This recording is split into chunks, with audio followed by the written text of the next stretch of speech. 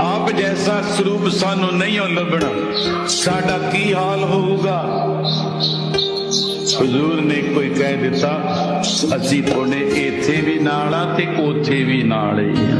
बस आओ ऐसे परमेश्वर स्वरूप दा असी प्यार दे नाल जस उन्हां दा मातलोक विच आउणा, वो बंधन विच नहीं आउंदे, पर उन्हां ते किसी दा लगान नहीं, ला नहीं। आवे न जाए न कब हो मरते, कि उन्हां वास्ते ना आमदे ते ना जामदे हाँ, सुधे सिद्ध दे विच समामदे हाँ।